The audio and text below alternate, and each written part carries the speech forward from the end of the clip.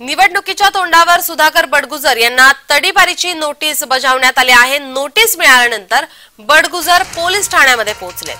निवडणुकीच्या तोंडावर सुधाकर बडगुजर यांना तडीपारीची नोटीस पाठवण्यात आलेली आहे। नोटीस मिळाल्यानंतर बडगुजर पोलीस ठाण्यात पोहोचलेत। सलीम कुत्ता प्रकरणी चौकशी सुरू असल्याने कारवाई करण्यात आली आहे।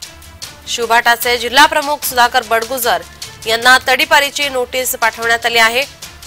परिमंडल 2च्या उपायुक्त मोनिका राऊत यांनी तडीपारीची नोटीस काढली आहे।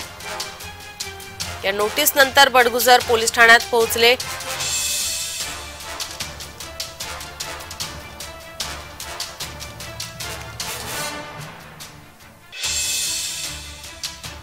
कालच्या सभेमध्ये त्यांनी जी मांडणी केली त्याचं इम्प्लिमेंट होताना दिसतंय ना तुम्हाला? काय म्हटलंय नोटीसीत, आपण काय उत्तर दिलं? नाही, उत्तर देण्याचा अजून वेळ मागितली मी आता त्यांना। एक 10 दिवसाची वेळ मागितली, ते आता किती दिवस देतात बघू, त्यानंतर ठरवू। या संदर्भात उद्धव साहेबांचा काही फोन आला तुम्हाला?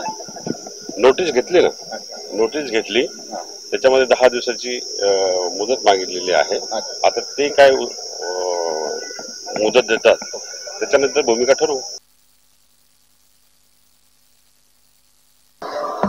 सुधाकर बडगुजर यांना तडीपारच्या संदर्भात नोटीस देण्यात आलेली आहे। त्याबाबत त्यांचं म्हणणं ऐकून घेण्यात आलेलं आहे। बीपी ऍक्ट 57 अनुषंगाने ही कारवाई करण्यात आलेली आहे। सुधाकर बडगुजर यांच्यावरती 2014 मध्ये इलेक्शन रिलेटेड गुन्हा या ठिकाणी दाखल होता आणि त्या गुन्ह्याला कन्व्हिक्शन लागलं होतं। त्यामुळे कोणत्याही आरोपीला जर कन्व्हिक्शन लागलं तर आम्ही 57ची प्रोसिडिंग या ठिकाणी सुरू करतो। तर ती प्रोसिडिंग आम्ही सुरू केलेली आहे। त्या अनुषंगाने त्यांना आज बोलवण्यात आलं होतं आणि त्यांनी त्यांचं म्हणणं मांडण्यासाठी मुदत या ठिकाणी मागून घेतलेली आहे।